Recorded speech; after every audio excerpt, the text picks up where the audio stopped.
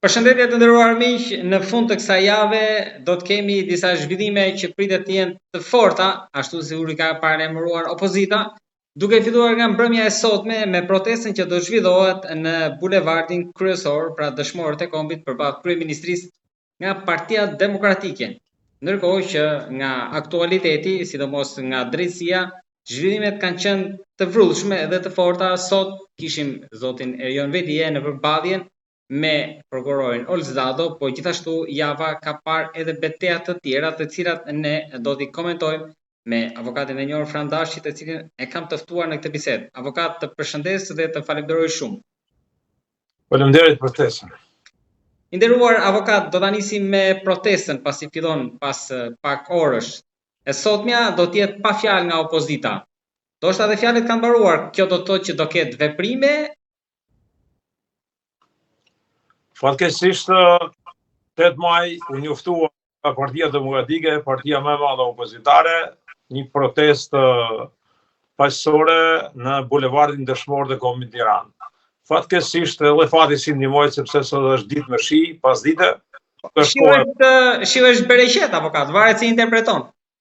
Por do pengoj pjesëmarrësit për të marrë pjesë, sepse askush nuk ka interes të qëndrojë të laget në shtëpi, të laget në shesh, dhe të shkojë laget në shtëpia.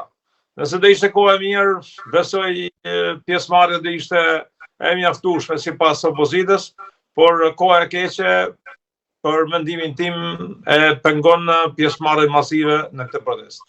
Avokat, ju keni një eksperiencë të gjatë dhe lexoni edhe mes të rreshtave simbolikën, por edhe atë që luhet në prapasken. Çfarë përkërkon Berisha me gjithë këto protesta?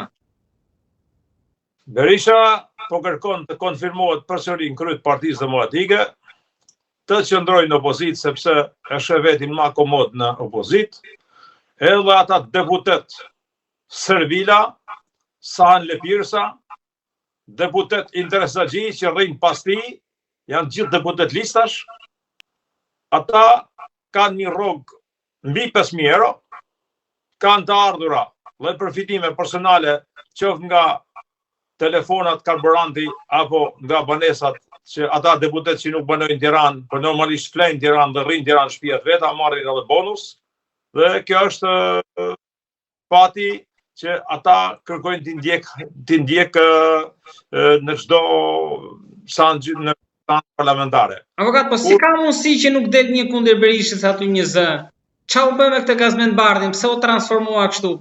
Apo Jeta Tabaku, e të tjerë, Gjek Markaj? Po gaz bardhi, gaz ngelet.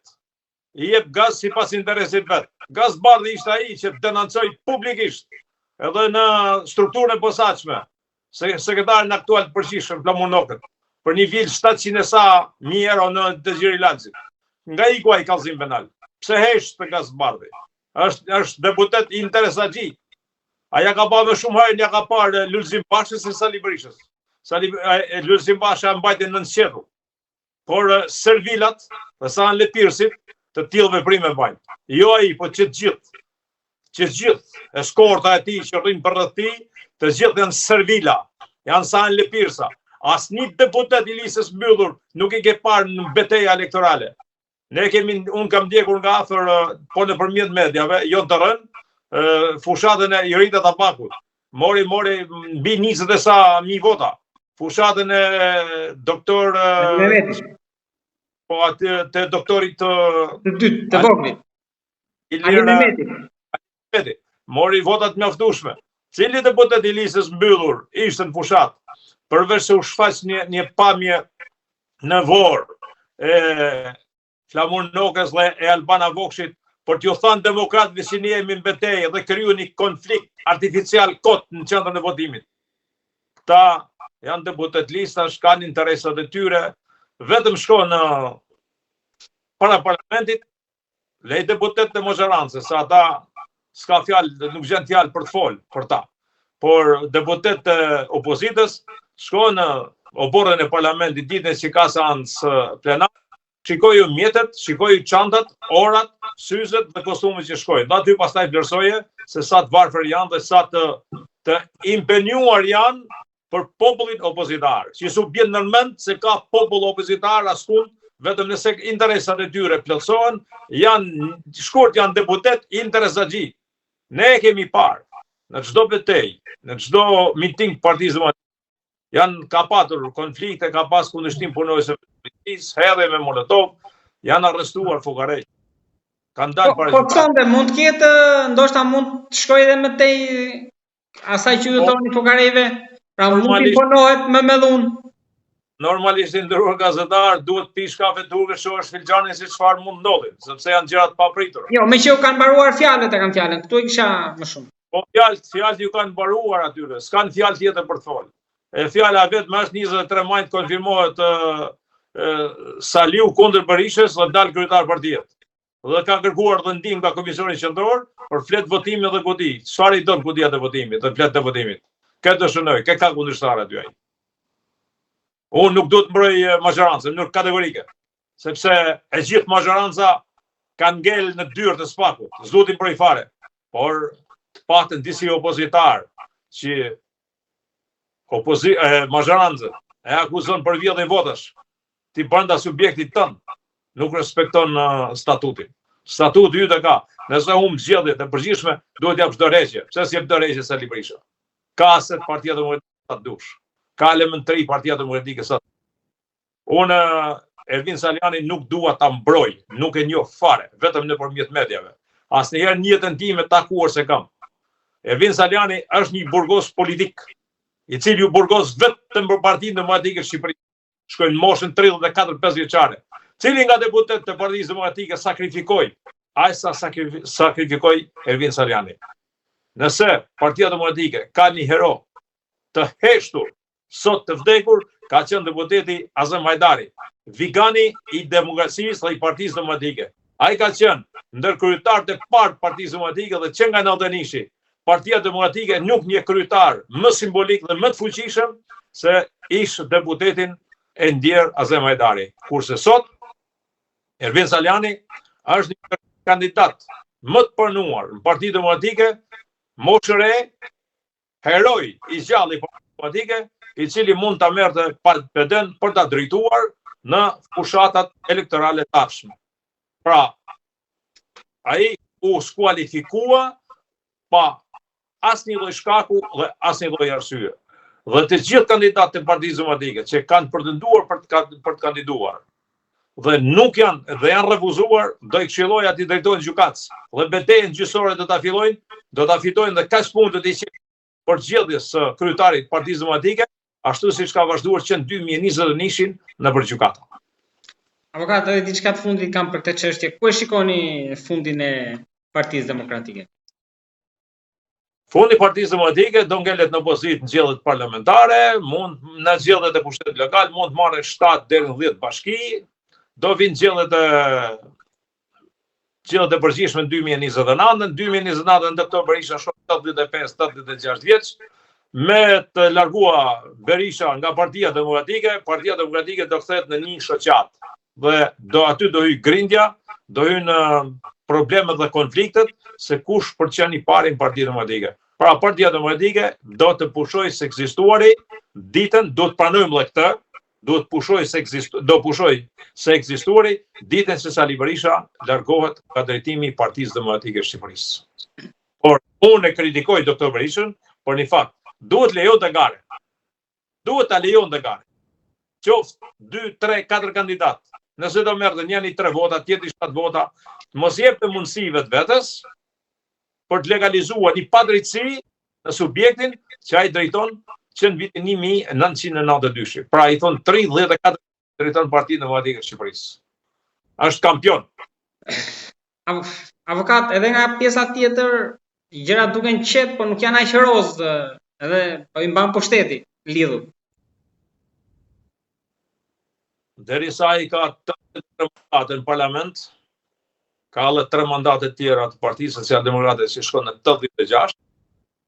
Nëse do ketë ndonjë deputet i opozicës, do ketë hatërmbetje, mund të kalojë edhe me mazhorancën, në rastin e zgjedhjes kandidatit për president të Bamir Topit, që ishte me Partinë Demokratike, dhe filtruan votat nga e majta, 6 deputet dhe mori mandatin e presidentit. Pra në çdo kohë majoranca mund ta bëj shumicën edhe 90% qoftë edhe me deputet e opozitës. Po, mund të që Elisa Spiropali të krijojë në krisje brenda shumicës apo nuk e shikon? Por mua kryetari i majorancës dhe bashkëpunim me grupin parlamentar, për mendimin tim, Elisa Spiropali duhet ta përjashtojë nga grupi parlamentar i Partisë Socialiste. Duhet ta detyroj, jo me forcë, por me logjikën e statutit të rregullorit që ka subjekti i PS-s, për të lënë dhe mandatin dhe për ta marrë mandatin një tjetër. Elisa Spiropali mori detyrën e kryetares kuvendit, për të kryetari i majorancës ishte një Skënderbeu. Në momentin që emëroi ministre e jashtme, kryetari ishte një Skënderbeu. Tani që u shkarkua nga gjitha funksionet, doli një deputet e thjesht, tani kryetari nuk po i del Skënderbeu, por po i del një person tjetër. Këtu ajo televizja ka vetëm për Hatërmbetje, asnjë gjë tjetër në botë nuk ka. Vetëm Hatërmbetje. Pa është e drejtë i nderuar avokat që të shkarkohet ministri i jashtëm pas 3 muajsh në detyrë?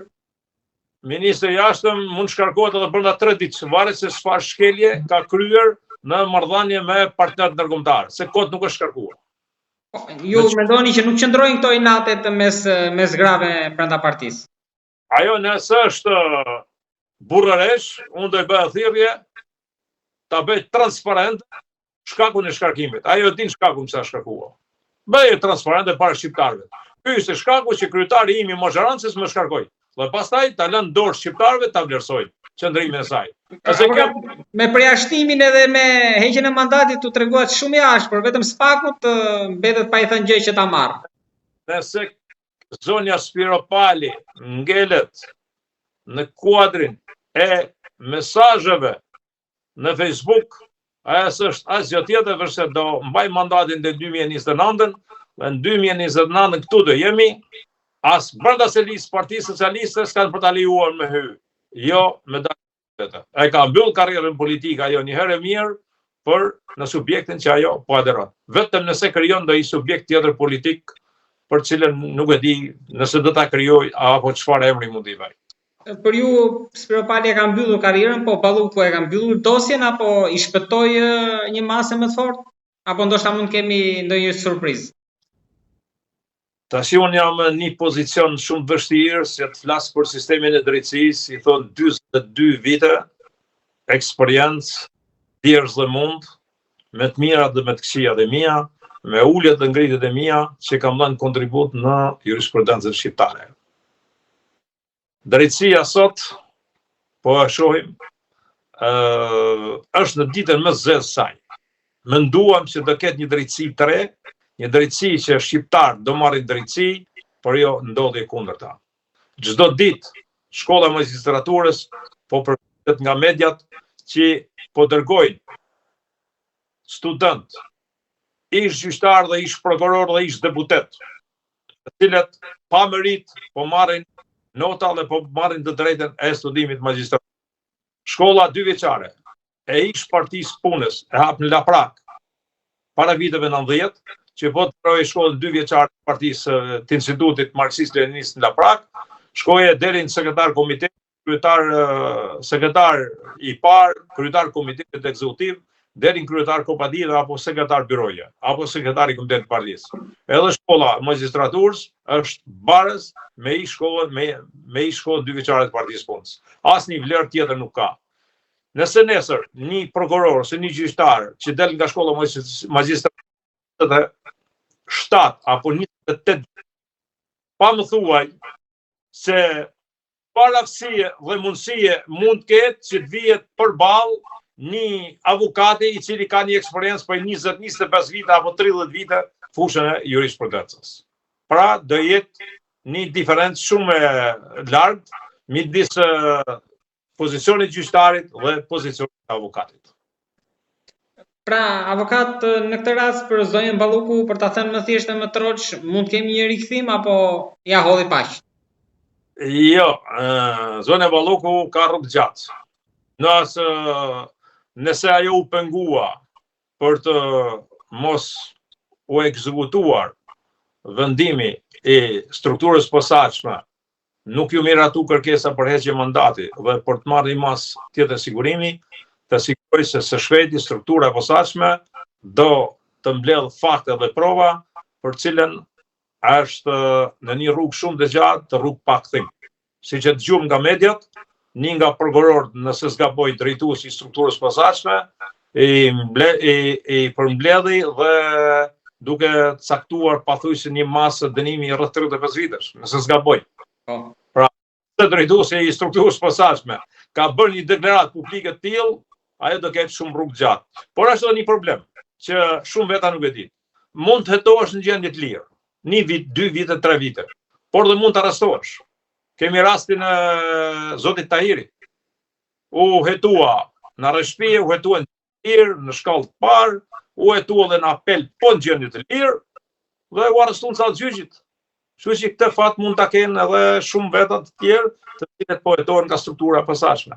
Ose kemi rastin e Fatmir Mediut. Ai po hetohet për 2 akuza shumë të rënda. Nesër nëse gjykata shkallës parë e konfirmon fajtor, dhe gjykata apelit e konfirmon fajtor, arrestohet në sallë gjyqit. Pra, askush duhet t'i gëzohet që po hetohet gjendje të lirë. Kjo mbaret, hetimi gjendje të lirë dhe hetimi në mas arresti është në varësi të provave që organi i akuzës mbledh. Ju tha që Balluku ka rrugë gjatë për të bërë avokat, po Veliaj Sotor Vedrenika tha që do ta bënte ai burgun për të. Ja shkurtoi rrugën e gjatë. Do thëmë për det, avokat, a mundet që personazhet, pra artistë të tjerë të marrin pjesë në një sallë gjyqi, pra mundet kishte vepruar edhe ndryshe gjykata, plus kësaj edhe transmetimi live. duhet jemi shumë i sinqert që grupi i avokatëve dhe i përfaqësuesve ligjor të zonës Balluku në raport me avokatët e zotit Velia dhe zotit Meta, grupi i Ballukut është shumë i dobët. Është shumë i dobët. Grupi i avokatëve të Veliaj po shfrytëzon çdo instrument ligjor për të realizuar pafajësinë e zotit Veliaj. Po ashtu, dhe grupi i avokatëve të zotit Meta po shfrytëzon çdo instrument ligjor që meten ta nxjerrë nga llomat e izolimit me një mas tjetër sigurimi. Po ashtu, edhe gjatë seancave gjyqësore janë më koncis, më të saktë, më kërkues se grupi i avokatëve të zonës Balluku. Se çfarë çdo avokat ka taktikën e vet mbrojtjes dhe unë pajtohem me çdo koleg, po thjesht unë po vë në dukje se taktikat e avokatëve të palëve nuk janë të njëllojta. Edhe për faktin se edhe provat janë të kundërta. Po kjo taktikë ndikon tek trupa gjyqësore? Por dje me sa mësuar nga mediat, ka qenë dita më e trishtuar e sistemit drejtësisë. Nëse zonja Karçanaj, sipas mediave dhe strukturës posaçme, janë identifikuar banesa pa llogaritshme, dhe gjykata e lartë merr një masë që Po ju avokat, jeni që masat duhet të jenë më shtrënguese apo burgjet duhet hapen realisht? Për zonën Karçini duhet të ishte masa e sigurimit ekstrem arrest në burg, jo detyrim për të paraqitur policinë gjyqësore. Po ne po diskutojmë avokat që burgjet janë mbushur plot me të paraburgosur. I dashur, tjetri nëse vjell një biçiklet, si kushton 8.000 lekë vjetra, arrestohet dhe shkon burg. Kurse kjo me miliona euro, siç e konfirmojnë mediat dhe struktura posaçme, të dalë në gjendje të lirë. Ai duhet të ishte në burg sot, për të dhënë llogari. Ose struktura posaçme të ndjek një strategji tjetër. Tu sekuestrojnë pasuritë, t'ia kthejnë kredit dhe t'i lirojnë nga burgu. Po Meta me Veliajn duhet të jenë brenda apo jashtë?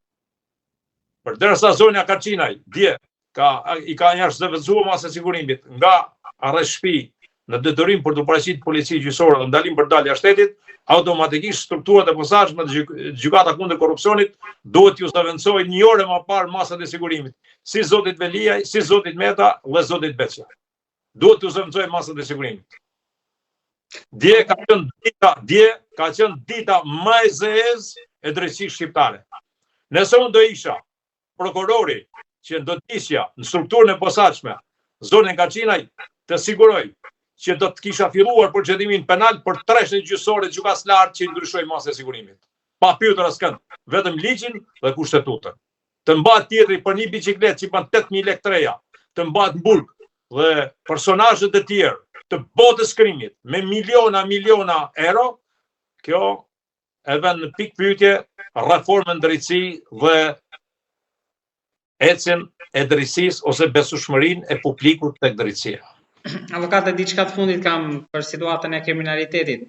Një tjetër vrasje mbrëm, thuajse mes zonës aty, plumba, një biznesmen Niku i mor jetën, Recep Ismaili, një emër i njohur në qytetin e Vlorës, jo problematik, jo konfliktual, paqësor me gjithë siç e përshkruanin edhe bashkëpunëtorët dhe kolegët, por kaq shpejt mund të jetë. Unë Sarandën në vitet e fundit e njoh sepse më ka takuar të bëj shumë gjyqje në Sarandë. Edhe Saranda është një zonë e nxehtë këto vitet e fundit, ka patur ngjarje të rënda, ngjarje të pazbuluara.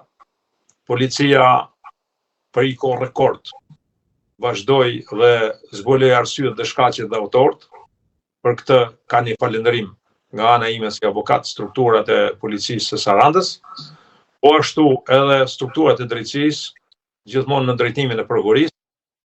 Brenda një kohë pa kaluar 24 orë, u zbuluan autorët, shkaqet dhe arsyeja. Unë këtë personazh nuk e kam njohur, por siç po mësojmë nga mediat, për cilën unë si avokat rezervohem për të dhënë mendime, pasi duhet njihem dhe me provat konkrete dhe të mos bëj interpretimin e atyre çfarë mediat publikojnë, sepse mediat publikojnë ndryshe, kurse realiteti atje mund të jetë ndryshe. Pra rezervoj të drejtën për të bërë një koment, sepse këtu është një viktim, një 66 vjeçar, një prind, një baba, një bashkëshort dhe me vjen shumë keq që të tilla raste po ndodhin në Shqipëri çdo ditë. Po ashtu kemi edhe rastin e Nikles, 2 djemtëri të dëmtuar, të plagosur rënd, kemi rastin e 3 fëmijëve në Durrës, e shumë raste të tjera. Pra, Policia e Shtetit me vendosjen e drejtorit të ri, për cilën e kam falendëruar dhe vazhdoj ta falenderoj, po përpiqet me gjithë të mundësitë që ka ta ristrukturojë Policinë e Shtetit dhe kthej sigurinë dhe rendin kushtetues në Shqipëri. Avokat, të falenderoj shumë për çështjet që trajtuam. Jam mirënjohës. Të falenderoj në emër të publikut. Faleminderit edhe ju. Mirupafshim.